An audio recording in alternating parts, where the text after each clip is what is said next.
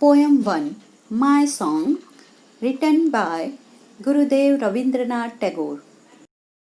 A short introduction of Gurudev Rabindranath Tagore. Gurudev Rabindranath Tagore was born on 7th May 1861 and died on 7th August 1941. Sobriquets Gurudev was a Bengali poet, writer, music composer, and painter.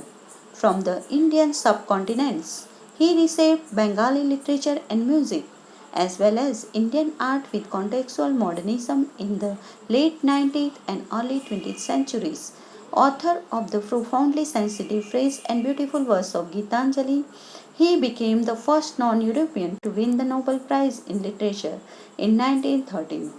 Tagore's poetic songs were viewed as spiritual and mercurial, however, his elegant prose and magical poetry remained largely unknown outside Bengal.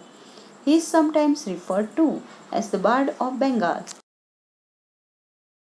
ગુરુદેવ રવિન્દ્રનાથ ટાગોરનો સંક્ષિપ્ત પરિચય ગુજરાતીમાં મેળવીશું. ગુરુદેવ રવિન્દ્રનાથ ટાગોરનો જન્મ 7મી મે 1861ના રોજ થયો હતો. તેમનું મૃત્યુ 7મી ઓગસ્ટ 1941માં થયું હતું. તેઓ શ્રી ગુરુદેવના ઉપનામથી વિશ્વવિખ્યાત હતા અને વિવિધ પ્રતિભા ધરાવનાર એક ઉચ્ચ કક્ષાના કવિ, નાટ્યકાર, સંગીતકાર, નવલકથાકાર, ચિત્રકાર, ગીતકાર એટલે કે ઉમદા કલાકાર હતા. તેમણે બંગાળી સાહિત્યને 19મી તેમજ 20મી સદી દરમિયાન એક નવો ઓપ આપ્યો હતો. તે વિશ્વ પ્રસિદ્ધ કાવ્ય સંગ્રહ ગીતાંજલિના રચયિતા છે. ગીતાંજલિ એ ગહન સંવેદનશીલતા, તાજગી અને સુંદર ગીતો માટે જાણીતો કાવ્ય સંગ્રહ છે. તેમની અદ્ભુત સાહિત્યકાર તરીકેની પ્રતિભાના લીધે તેમને વિશ્વ પ્રસિદ્ધ નોબલ પુરસ્કારથી ઈસવીસન 1913ના રોજ સન્માનિત કરવામાં આવ્યા હતા. તેઓ શ્રી નોબલ પારિતોષિક મેળવનાર પ્રથમ એશિયન સાહિત્યકાર હતા. આપણું રાષ્ટ્રગાન એ મૂળભૂત બંગાળી ભાષામાં ગુરુદેવ ટાગોર દ્વારા રચાયું હતું. તે સર્વપ્રથમ 24મી જાન્યુઆરી 1950ના રોજ કોન્સ્ટિટ્યુઅન્ટ એસેમ્બલીમાં ગવાયું હતું અને રાષ્ટ્રગાન તરીકે સ્વીકારાયું હતું. આપણી સંસ્થાના આદ્ય સ્થાપક ડૉક્ટર રઘુભાઈ નાયક તે ગુરુદેવ રવિન્દ્રનાથ ટાગોરના શિષ્ય હતા અને ગુરુદેવ ટાગોર એમણે શાંતિનિકેતન જે વિશ્વવિદ્યાલય છે તેની સ્થાપના કરી હતી. શાંતિનિકેતન એક અલાયદા પ્રકારનું વિશ્વવિદ્યાલય છે અને તેમાં અલગ જ પ્રકારનું એટલે કે પ્રાકૃતિક શિક્ષણ આપવામાં આવે છે. પ્રકૃતિ દ્વારા શિક્ષણ આપવામાં આવે છે, જેના ટાગોર હિમાયતી હતા અને રવિન્દ્રનાથ ટાગોરે રઘુદાદાને એવી સલાહ આપી હતી કે તમે જ્યાં પણ જાઓ ત્યાં એક નાનું શાંતિનિકેતન સ્થાપજો. તેના પરિણામ સ્વરૂપે રઘુદાદાએ સરસ્વતી વિદ્યા મંડળની રચના કરી અને તે પ્રમાણે સરસ્વતીના બીજ રોપાયા હતા.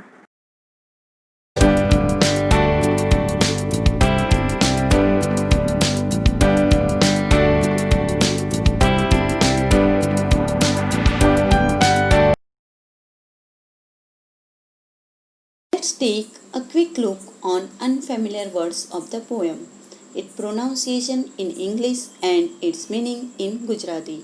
To wind, વીંટળાવું, ફોન્ડ, પ્રેમાળ, આર્મ્સ, હાથ, ટુ વિસ્પર, કાનમાં કંઈક કહેવું, ક્રાઉડ, ભીડ, ટુ ફેન્સ, રક્ષણ કરવું, અલુફનેસ, દૂર રહેવું, ટુ ટ્રાન્સપોર્ટ, એક સ્થળેથી બીજા સ્થળે જવું, વર્જ, છેડો અથવા સીમા, અનનોન, અજાણ્યું અથવા અજ્ઞાત, ફેથફુલ, વિશ્વાસુ, એકનિષ્ઠ, ઓવરહેડ, ઉપર, પ્યુપિલ, આંખની કીકી, સાઇટ, દ્રષ્ટિ, સાયલેન્ટ, શાંત. This song of mine will wind its music around you, my child, like the fond arms of love. મારા બાળક, મારું આ ગીત તને પવનની જેમ વીંટળાઈને વાલભર્યું આલિંગન કરશે. અહીં કવિ એમ કહેવા માંગે છે કે કોઈ પણ પરિસ્થિતિ હશે, બાળક મૂંઝાયેલું હશે, ગભરાયેલું હશે કે બાળક ઉદાસ હશે, ત્યારે આ ગીત એ એની આસપાસ પવનની જેમ વીંટળાઈને એને આલિંગન કરશે અને મનોબળ પૂરું પાડશે. This song of mine will touch your forehead like a kiss of blessings. આશીર્વાદના ચુંબનની જેમ મારું આ ગીત તારા કપાળને સ્પર્શ કરશે. અહીં કવિ એમ કહે છે કે બાળક, તું જ્યારે પણ જીવનમાં કોઈ કાર્યની શરૂઆત કરીશ ત્યારે આ ગીત છે એ તને કપાળ પર ચુંબન કરીને તને આગળ વધવાની પ્રેરણા આપશે અને શુભેચ્છા પાઠવશે. When you are alone, it will sit by your side and whisper in your ear. મારા બાળક, મારું આ ગીત જ્યારે તું એકલો હોઈશ ત્યારે તારી બાજુમાં બેસશે અને તારા કાનમાં ગુંજન કરશે. અહીં કવિ એમ કહેવા માંગે છે કે બાળક, તું મૂંઝાઈશ નહીં. તું જીવનમાં જ્યારે પણ એકલતા મહેસૂસ કરીશ ત્યારે આ ગીત એ તારી બાજુમાં બેસી તને કંપની આપશે, તને સાથ આપશે અને તારા માર્ગની મુશ્કેલીઓને દૂર કરશે. એટલે હંમેશા જીવનમાં તું એમ ના વિચારતો કે તું કોઈ પણ રાહ પર એકલો છે. When you are in the crowd, it will fence you about with aloofness. જ્યારે તું ટોળામાં હોઈશ ત્યારે તે એકલતામાં તને રક્ષણ આપશે. અહીં તમને લાગશે કે આ લાઈનમાં આવું તે કેવું લખ્યું છે કે ટોળામાં એકલતા, ટોળામાં ઘણી કેવી એકલતા.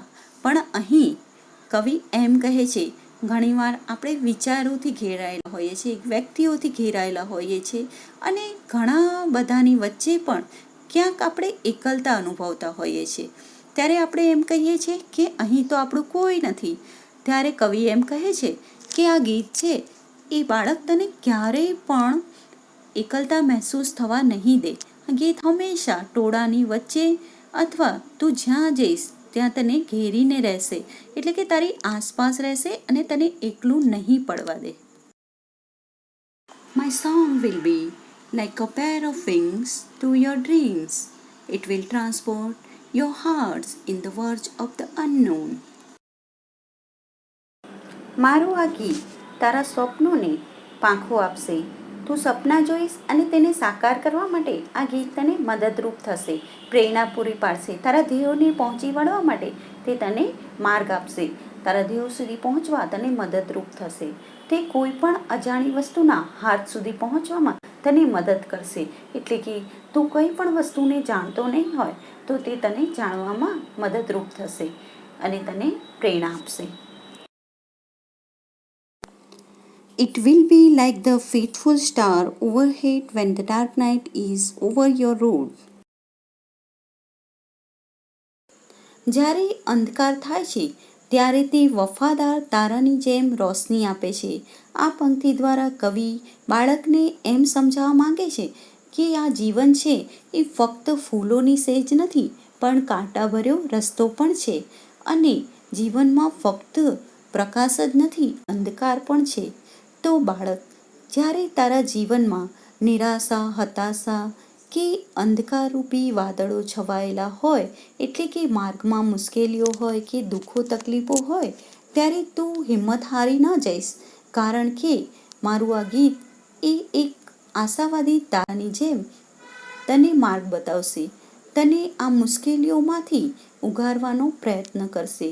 જેમ અંધકારમાં એક તારો પણ પ્રકાશ આપી શકે છે, એમ આ ગીત છે એ તને જીવનરૂપી અંધકારમાંથી પ્રકાશની તરફ લઈ જશે. એટલે બાળક, તું ક્યારેય પણ મૂંઝાઈશ નહીં. My song will sit in the pupils of your eyes and will carry your sight into the heart of things.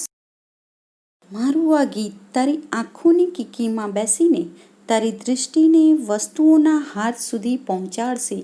અહીં કવિ એમ કહેવા માંગે છે કે ઘણીવાર જીવનમાં એવા સંજોગો આવે છે કે આપણે વસ્તુઓના હાથ સુધી પહોંચવામાં નિષ્ફળ જતા હોઈએ છીએ, કે એમ કહી શકીએ કે આપણામાં દૂરંદેશિતા નથી હોતી, કારણ કે આપણી દ્રષ્ટિ એટલી વિશાળ હોતી નથી. તો અહીં કવિ બાળકને એમ કહેવા માંગે છે કે તું તો જરાય પણ ગભરાઈશ નહીં, કારણ કે તને હું એવી દ્રષ્ટિ આ ગીત દ્વારા પૂરી પાડીશ કે તું કોઈ પણ વસ્તુના હાર સુધી પહોંચી શકીશ. And when my voice is silent in death, my song will speak in your living heart. જ્યારે હું મૃત્યુ પામીશ ત્યારે મારું આ ગીત એ તમારા જીવિત હૃદયમાં બોલતું હશે. કવિ અહીં એમ કહેવા માંગે છે કે દરેક વ્યક્તિ જે આ ધરતી પર આવ્યો છે એ મૃત્યુ પામે છે. એમ એક દિવસ મારું પણ મૃત્યુ થઈ જશે, પણ મારું ગીત એ હંમેશા તમારા જીવિત હૃદયમાં ગૂંજતું હશે. તમને બધાને પ્રેરણા પૂરી પાડશે, તમને માર્ગ બતાવશે, તમારી મુશ્કેલીઓને દૂર કરશે, તમારા સપનાઓને પાંખો આપશે અને આ રીતે મારું ગીત અમર થઈ જશે. એટલે માનવી, તું મૂંઝાઈશ નહીં, મારું આ ગીત તારી સાથે જ છે અને તે અમર છે.